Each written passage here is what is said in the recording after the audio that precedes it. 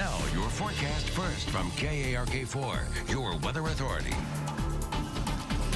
We're just one day away from the long holiday weekend. A lot of football games getting started. We're up in Conway. UCA Bears taking on the Cardinals from San Antonio.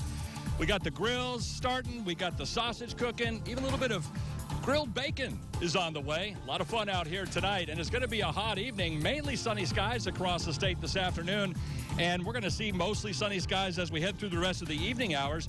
Ridge of high pressure out across the central United States will keep us hot for the next couple of days, but it's not going to be here forever. A cold front's in the forecast as well. We'll let you know when we can expect to cool down in just a couple minutes. But your forecast first for Little Rock, we are looking for mostly sunny skies as the sun goes down. Temperatures around 91 at kickoff here in Conway.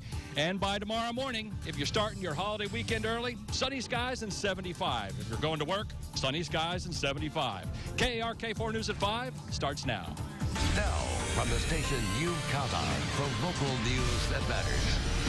This is KARK4 News at 5. Good evening, and thank you for joining us tonight, everybody. I'm Bob Clausen. Jessica has the evening off. A teenage neighbor of an 11-year-old girl has been arrested and charged with her murder. Jessica Williams' body was found 3 miles from her home, floating under a bridge. Law enforcement arrested the person they say killed her. He now sits in the Mississippi County Jail. KARK4's Josh Berry has been following this story from the very beginning. He is joining us now live in Mississippi County with more on this. And Josh, wow, a lot of things unfolding today, shaking this small community. It has, Bob. In fact, the judge here in the courtroom actually called the circumstances behind this case heinous and terrible. Law enforcement here in Mississippi County tell me that when their investigation led them to the home of 17-year-old Christopher Sowell, he gave a detailed statement admitting to killing his neighbor, 11-year-old Jessica Williams. Sowell made his way into court this afternoon saying nothing. The arraignment didn't take long, the judge reading off the charge of first-degree murder.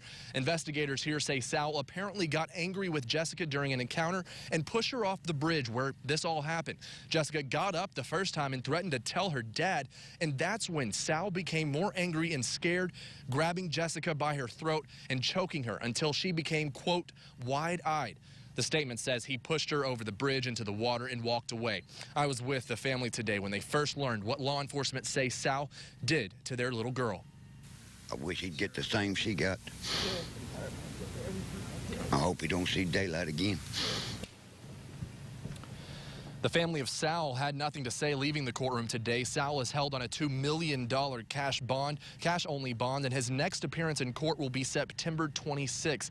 Now, this family is coping with the shocking news of finding out their neighbor, somebody that they say this little girl knew, rode the bus with to school, in fact, even helped the father look for her when she still went missing. Coming up tonight at 6, we'll share more what this family had to say. Until then, we're live in Mississippi County. Josh Berry, KARK4 News. Josh, any as gruesome as they may be, any specifics or anything around the circumstances of her death? Well, of course, her body has been sent to the Arkansas State Crime Lab. They're waiting to find out exactly how she died because, as you heard, we're told that Sal pushed her off the bridge and left her there. Now, when investigators found her yesterday, they said that she was found floating in the river underneath the bridge, and it was quite a drop. We were out there yesterday looking over the edge, and it was a pretty steep drop from where that roadway was. All right, Josh Berry reporting live from Mississippi County tonight. Thanks very much, Josh. We'll see you at 6. And we want to warn you also about a scam that's out there. Neighbors say that they get a call from some folks out there. Detectives are telling the caller tells people they missed their jury duty date and there is a warrant out for their arrest. The only way the person can actually avoid jail time is either meet up with the so-called Sheriff's Department employee and give them money, specifically cash, or call them back with the numbers to a Walmart money card. Several people have reported this to investigators. If you did miss jury duty, it would be the circuit clerk trying to contact you, and they wouldn't be calling you. Normally, it's by mail that we contact people and let them know if they've missed. Investigators say try to get as much information from the caller as you possibly can, including a name, and then report it to them. We are your local election headquarters, and Lieutenant Governor Mark Darr pulling out of the race for Congress in the 4th District amid an ethics scandal. Last week, the Blue Hog Report blog reported on discrepancies and expenses in Darr's campaign finance reports related to his previous campaign debt from the 2010 lieutenant governor's race. star self-reported items to the State Ethics Commission and is in the process of amending his campaign expenditure records. With Lieutenant Governor Dar out of the race now, that leaves Democrat Janice Percival and Republicans Bruce Westerman and Tommy Mull. Dar says that he is not sure if he'll run for any office in 2014, including Lieutenant Governor, and is not ready to endorse any other candidate. If you live near a Mayflower oil spill out there and you don't feel well, you might feel a little sick, the state wants you to get in touch with them and get checked out. Governor Mike Beebe telling KARK David Goins the Department of Health and UAMS are teaming up to look at the possible lingering effects of the spill out there. Hey, David. Hey, Bob. At this point, the health department says it's hard to guess how many Mayflower residents will respond to the call to get checked out by a medical professional.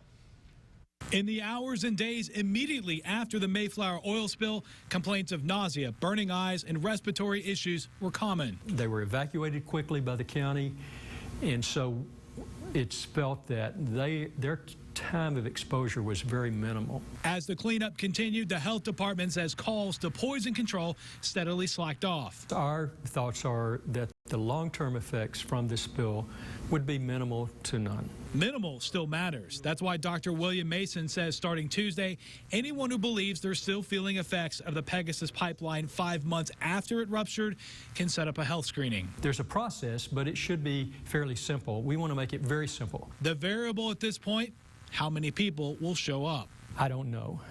I wish I could answer that question, but I really don't know. And if you lived in and around the Mayflower oil spill and want to set up a health screening, we've got it all set up for you right now on ArkansasMatters.com. Back to you. Is joined from the chest to the belly button to undergo a surgery to separate them. Owen and Emmett Izel's parents are from Arkansas. They're in Dallas for the surgery there. It took doctors almost 6 hours to separate the little boys, born last month. After the surgery, the twins went into intensive care to recover. It's been a struggle for the baby's parents, but their faith, they say, helped them through the hard days. The whole pregnancy was very frightening. I didn't know what would happen.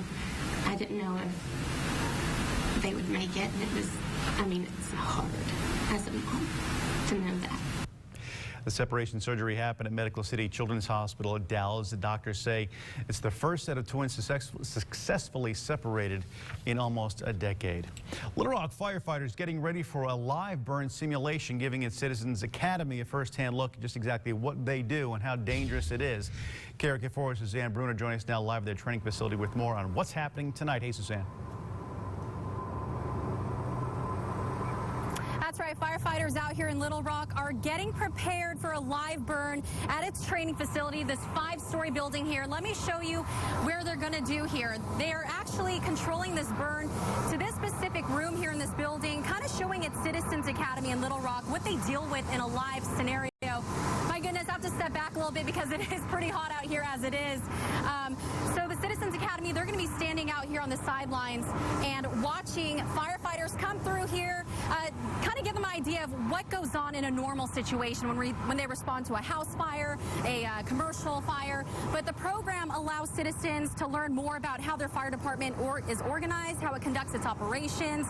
And for 2 months, participants meet weekly about various subjects like hiring and training. They also learn about fire tactics and strategies, and also more about their hazardous materials team.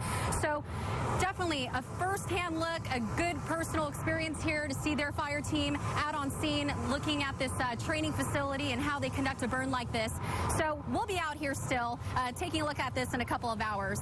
Live in Little Rock, I'm Suzanne Bruner, KARK4 News. All right, Suzanne, thank you very much. A former Razorback football player facing a charge of second-degree murder tonight. Cassidy Hodges is live in Fayetteville. Details on the investigation that pretty much sent shockwaves throughout the Razorback nation. Cassidy. Yeah, Fayetteville police are still trying to figure out how one man ended up dead yesterday morning. Officers were called out to a home on Copper Ridge Lane in Fayetteville. When they showed up, they found Joshua Melton sitting on the curb crying. Now, he was the one that called 911. And when officers went inside Melton's home, they say they found Michael Gover dead. Melton told police he and Gover had been drinking, but when Gover threw up on the floor, they got into a fight. Now, according to investigators, Melton told police he hit Gover several times and went to bed after Gover looked unconscious. It wasn't until he woke up around 10 a.m. Wednesday morning that he found Gover unresponsive. Well, unfortunately, with a lot of violence that occurs, whether it's domestic violence or things like that, there are several cases where alcohol is involved. It does seem to be a very consistent factor in a lot of incidents that we deal with. Now, police say Melton was very shaken by the incident and was visibly remorseful. And I asked police today if alcohol could have been the cause of Gover's death. They said that will be left up to the medical examiner once the autopsy is finished. Live in Fayetteville, I'm Cassidy Hodges for KARK 4 News. All right, Cassidy, thank you very much. New headquarters on the way for Little Rock Port Authority. Just how big this project will be coming up. Plus, Central Arkansans have a new place to get their boats on the Arkansas River. See new marina that opened up today and find out what else the developer has planned for this stretch of waterway. And grill, sausage, bacon, check. But what tailgate would be complete without a game of bago? We've got a lot of folks now beginning to descend on Conway. UCA taking on the Cardinals from San Antonio. It's going to be a hot evening. In fact, it's going to be a hot Labor Day weekend. Here in Little Rock today, we inched ever closer to that century mark. 97 the high, the low this morning, 73. Triple digits in the forecast. The heat index, much more than that. We'll have the searing details in just a couple minutes.